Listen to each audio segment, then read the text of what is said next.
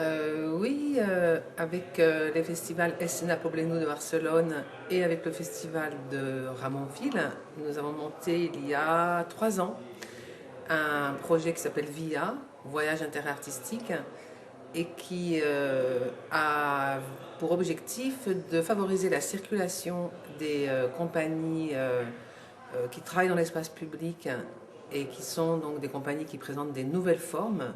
Donc on a favorisé leur circulation. Nous avons également travaillé sur la coopération entre les équipes en organisant des séminaires de travail où nous avons pu échanger sur nos expériences et les équipes ont pu se former.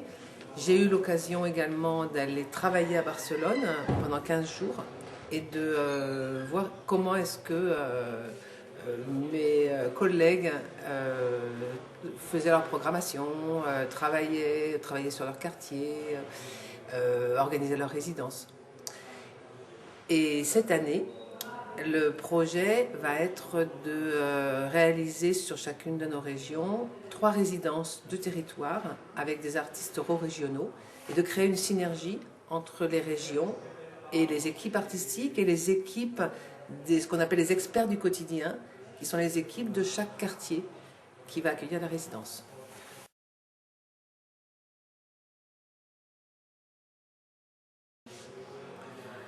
C'est pas facile. C'est-à-dire la question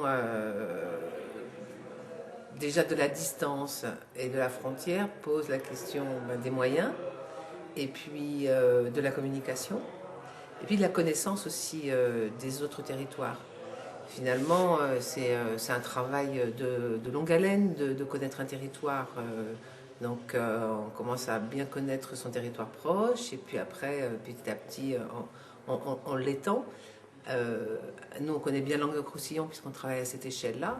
Mais Midi-Pyrénées, c'est vrai que mon réflexe, c'est d'appeler le directeur du festival de Ramonville et lui dire, quand j'ai une question, tiens, qu'est-ce que tu connais, qu'est-ce que tu en penses? Et il faut avoir des relais parce que c'est vraiment comme ça que ça peut fonctionner, c'est-à-dire c'est par des relations humaines.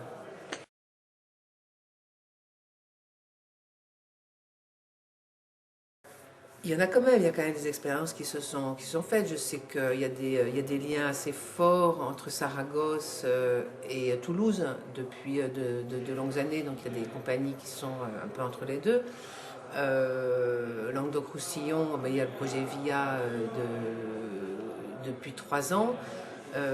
Et il y a des compagnies qui circulent, mais plutôt des compagnies d'Espagne qui cherchaient à aller en France.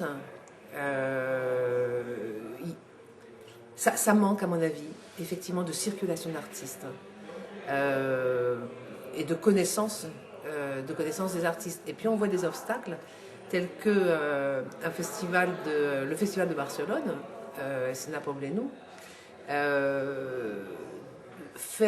dégrossit énormément sa programmation avec des vidéos.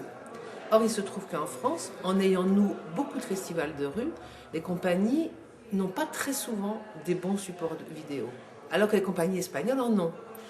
Et donc, quand une compagnie française veut s'exporter, il faut qu'elle se dote de cet instrument-là, parce que les Espagnols n'ont pas autant de propositions, de possibilités de voir des spectacles au cours de festivals et de faire leur programmation de visu.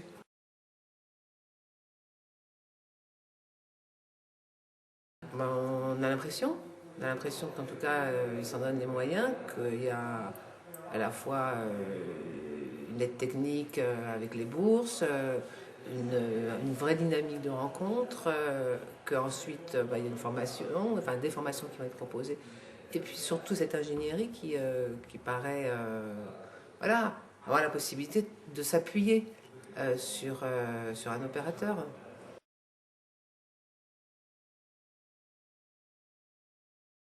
En fait, c'est un petit peu l'ensemble du projet qui va nous apporter peut-être un soutien à nos propres projets d'échange transfrontalier, où on est un peu isolé.